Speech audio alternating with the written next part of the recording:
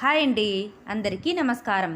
పూజలు చేసేటప్పుడు ఈ తప్పులు చేస్తే మీరు పూజ చేసిన ఫలితం ఉండదు. పూజలు చేసే సమయంలో మనకు తెలియకుండానే కొన్ని చేయకూడని తప్పులు చేస్తుంటాము.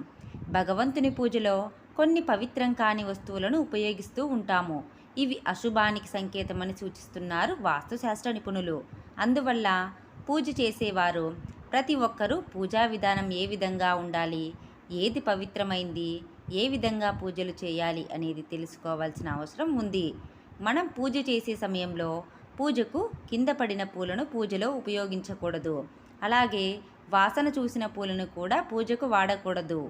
ఎండిన పూలను పూజ గదిలో ఉంచడం ఏమాత్రం మంచిది కాదు. పూజ సమయంలో పెట్టే నైవేద్యాలలో ఒక దేవుడిని పూజించడానికి పెట్టిన నైవేద్యాన్ని మరొక పూజలో నైవేద్యంగా ఉపయోగించకూడదు.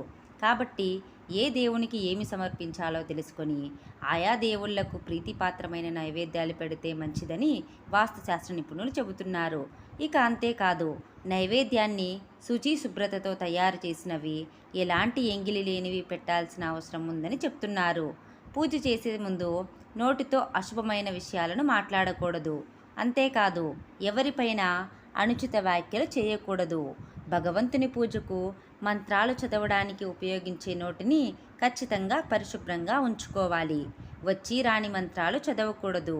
తప్పుగా మంత్రాలను చదివితే సానుకూల ఫలితాలు రావు. పూజ చేసే ముందు నోటిలో ఎలాంటి పదార్థాన్ని నమలరాదు.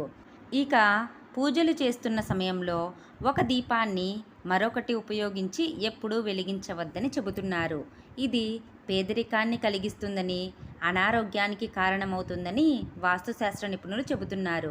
ఇక ఎటువంటి పరిస్థితుల్లోనూ దక్షిణ దిశకు ఎదురుగా దీపాన్ని పెట్టకూడదని సూచిస్తున్నారు. పూజ చేసే సమయంలో చిరిగిన మరియు అపరిశుభ్రమైన బట్టలు ఎప్పుడూ ధరించకూడదు. చిరిగిన బట్టలు ధరించడం వల్ల పేదరికం వస్తుందని, దేవతలు నిరాశ చెందుతారని చెప్తారు. కాబట్టి పూజ సమయంలో చక్కగా మరియు ఉతికిన బట్టలను ధరించాలి. దేవుళ్లకు, విగ్రహాలకి అభిషేకం చేసే సమయంలో బొటనవేలితో విగ్రహాన్ని రుద్దకూడదు. వంటగదిలోని వంటకు వాడే పసుపును దేవుడికి వాడకూడదు. పూజకు వాడే పసుపు, కుంకుమతో పాటుగా అన్ని వస్తువులను సపరేట్గా పెట్టుకోవాలి. ఇక పూజలు చేస్తున్న సమయంలో ఎవరైనా అతిథులు వస్తే వారిని నిర్లక్ష్యంగా చూడకూడదు. వారి పట్ల కూడా గౌరవాన్ని ప్రదర్శించాలి. పూజ సమయంలో ఇంటికి వచ్చిన అతిథులు దైవ సమానులని చెప్తారు. అన్నిటికంటే ముఖ్యంగా పూజ చేసే సమయంలో మనసు దేవుడి మీదే లగ్నం చెయ్యాలి. ఇంట్లో పనుల మీదనో, టీవీ తదితరుల మీదనో లగ్నం చేయటం వల్ల మంచి ఫలితాలు రావు. ఇలాంటి మరిన్ని వీడియోస్ కోసం వీడియోని లైక్ చేసి షేర్ చేయండి. అలాగే ఛానల్ని సబ్స్క్రైబ్ చేయండి. Thanks for watching friends.